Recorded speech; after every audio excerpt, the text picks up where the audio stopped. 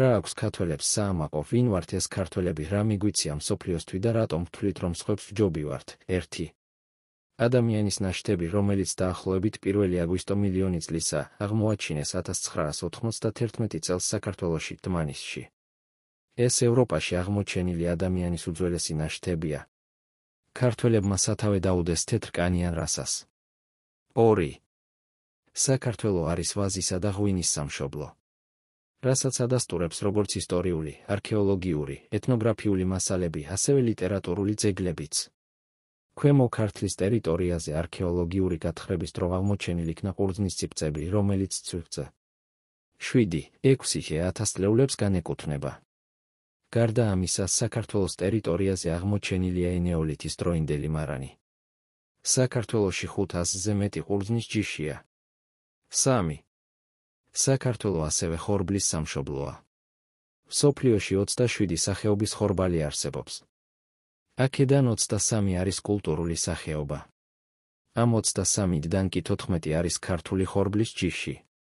ქართული ხორბლის ჯიშებს გააჩნიათ უნიკალური თვისებები, ყინვის მიმართ გამძლეობა, გვალვის მიმართ გამძლეობა და სტაბილურ მოსავლიანობა. 4. ქართველმა არქეოლოგებმა ბორჯომის რაიონის სოფელ საკირესთან, კოდიანის მთისძირში, ყორღანი აღმოაჩინეს, რომელიც მე-3000 წლეულის შუახანებით თარიღდება. არქეოლოგიური გათხრების შედეგად თაფლის 2 ჩურჭელი იქნა აღმოჩენილი, რომელიც ტუტანჰამონის სამარხში არსებულ ცნობილ თაფლზე, თითქმის 14 საუკუნით უფრო ძველია. ყორღანი დაალოობით 5500 წლის არის. 5. აქამდე ყველაზე ძველი ძაფი, ოღონდ ჩინჭრისაგან დამზადებული, ნაპოვნი იყო ჩეხეთში და მისი ასაკი 29000 წლის სიძველით თარიღდებოდა. მაგრამ საქართველოში 32,000 წლის წინანდელი ფენიდან აღებულ მასალაში აშკარად ადამიანის ხელით დართული სელის ნაწილაკები ჩანს. 6. მსოფლიოში 7000-ზე მეტი ენა არსებობს, დამწერლობა კი სულ 14-ია.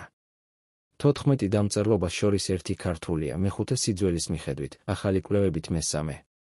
7. მსოფლიოში 5000 მდეერია და მხოლოდ 200 მდე სახელმწიფო. ჩვენ უძველესი კულტურისა და ისტორიის მქონე ერი ვართ. ამ რეგიონში ერთ-ერთი ერი ვართ, რომელსაც დამპყრობელმა ვერც რჯული შეუცვალ და ვრც ჯიში წაუხდინა. იცოდეს მსოფლიომ, რომ ჩვენ ვართ ქართველები.